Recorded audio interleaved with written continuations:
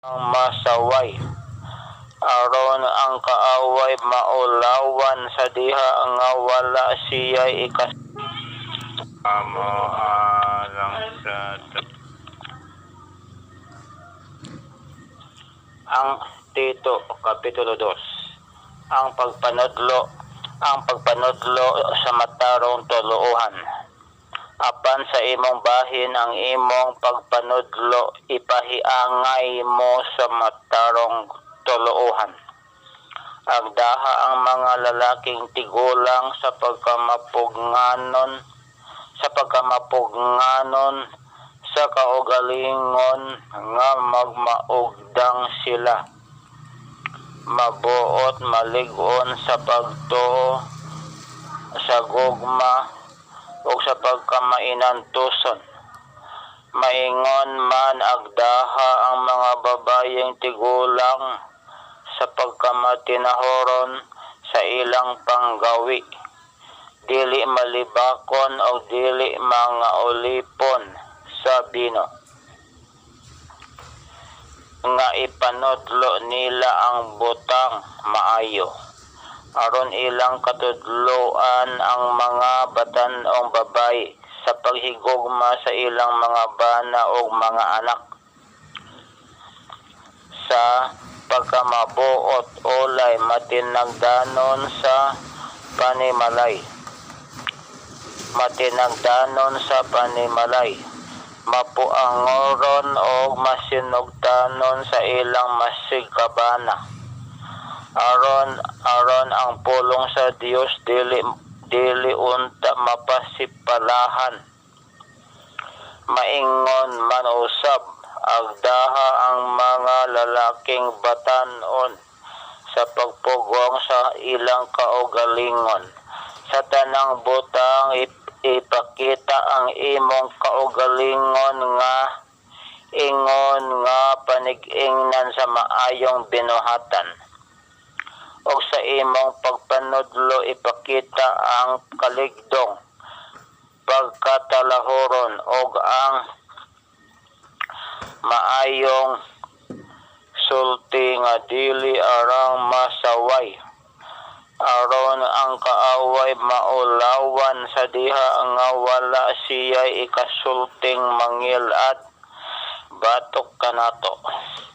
Agdaha ang mga ulipon sa pagkamasinugtanon ngadto sa ilang mga agalon o sa pagpanghimuot kanila sa tanang butang. Kinahanglan dili na sila magmasuplahon kanila o dili na sila magpangawkaw. Hinunoa kinahanglan magpakita sila sa bugos nga pagkamaunongon aron nga sa tanang butang sila makahatag og pasidungog sa tuluohan sa Dios nga atong manluluwas. Kay alang sa kaluwasan sa tanang mga tao ang grasya sa Dios gikapadayag nga nagatudlo kanato sa pagbiya sa pagkadili Dios nun o sa mga pangibog nga kalibutanon o sa pagkinabuhi nga mapugnanon sa kaugalingon matarong og Dios nun dinhi niining kalibutana karon nga magapaabot sa atong bulahan nga paglaom sa pagpadayag sa himaya ni Hesukristo nga atong dakong Dios og manluluwas. Nga mihatag sa iyang kaugalingon alang kanato aron sa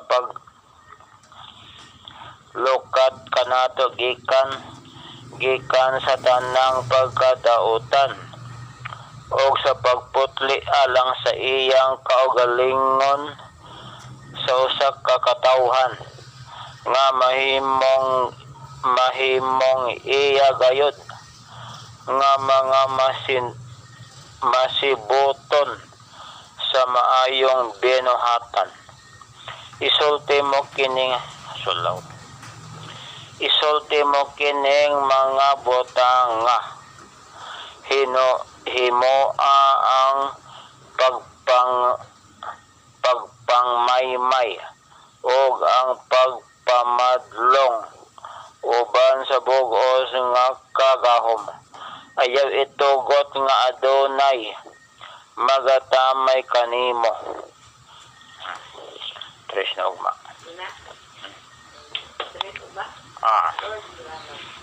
Ito lamang ang makatagbaw sa tanan kong mga pangandoy manluluwa siya og mananambal. O haleluya, siya ang tanan. Amahan nga langit ng simbahan unta imong ngalan, simbahan unta imong ngalan sa tanang katawhan o Ginoong Dios. Amahan nga langit ng simbahan unta ang imong ngalan sa tanang katawhan, matuman ang pagbuot mo dinhi sa yuta, maingon nga kini gituman dito sa langit. Ihatag ka na mo ang kalanon sa sunod nga mga adlaw, amang gikinahanglan mga panginahanglanon sa sunod nga mga adlaw.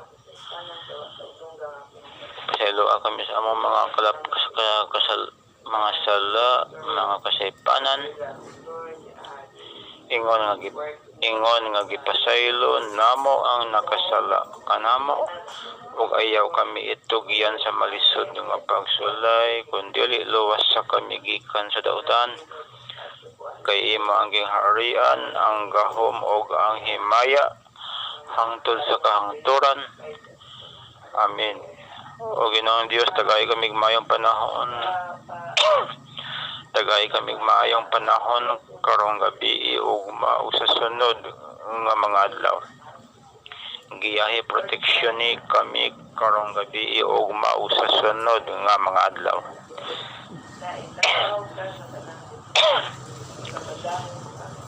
Itipas ang mga kalamidad, bagyo, buhawi, linog, tornado, wildfire. Ipadulong ngadto, ihapak, ipundak dito sa mga nasod nga wala matuog Dios. Nagtuo nga may Dios, komunista, terorista, artista, pirata. O Ginoong Lord, dito ihapak ibundak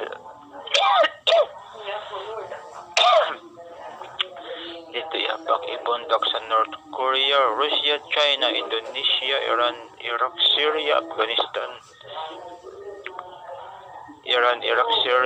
Lebanon, Libya, West Bank, Gaza,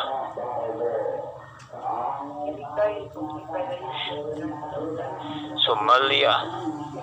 Dito Lord, ihapak ibundak ang mga kalamidad, Ginoo. Thank you, Lord. Yes, Lord, salamat, Ginoo.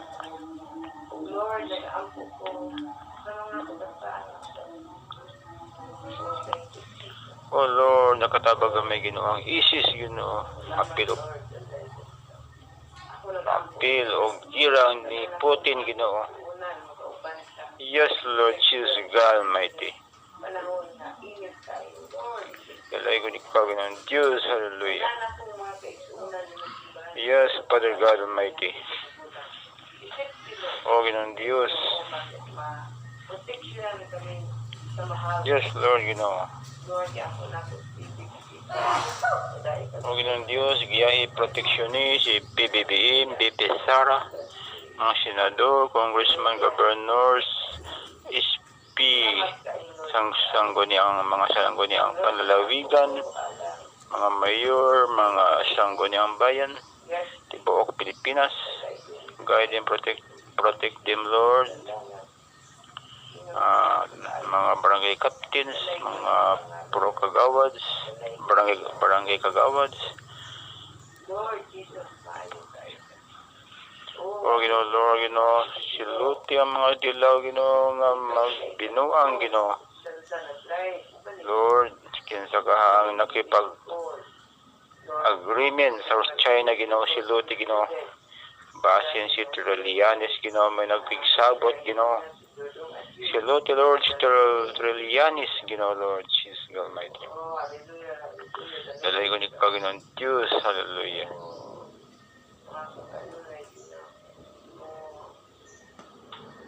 Hallelujah.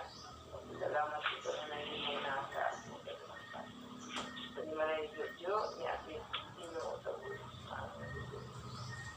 Oh, hallelujah. Thank you, Jesus.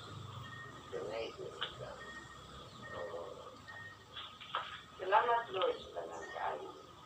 Kung yaapon na po, dili sa Pinoy. Dahil sa pagkakatiwan. Hallelujah. Kung yaapon. Sila si Yes, Lord Jesus. Kawali, panimalay si Naida University. Sila Inday C, Engineer Street. Silang Pedro Manita, Burley Landing, Rainier. Dalay ko ni Ginoo, Lord, hallelujah. Salamat sa pagkamaayo, Ginoo. O Ginoo, Lord. Lord, salamat. O Ginoo, Lord, siluti ang China, Ginoo, ang mga dilaw, Ginoo, nga sabot-sabot sa China, Ginoo, bahin sa West Philippines, Lord. Lord, salamat. Yan po na po silang pwede mga apo na tanan. Oh, sila pa rin yan dandan po po. Lord, Yes, Lord, Jesus God Almighty. Dalay ko ni kasagalapusan, Ginoo, Lord. Lord, cover always with your O Lord, Ginoo, Lord, come back, mabalik na di ikaw, Ginoong Jesus, ang Nazaret nun. Come back now, Lord Jesus of Nazareth. Yes, Lord, hallelujah. O Ginoong Diyos. Yes, Lord, hallelujah. Siyempre, Ginoo. Lord, alam po ako. Oh, Lord Jesus. Guide, protect us always, Lord. Oh, thank you, Jesus. Ginoo sa ako. Ano po niya? Lord, ikaw ang aking isa-isa.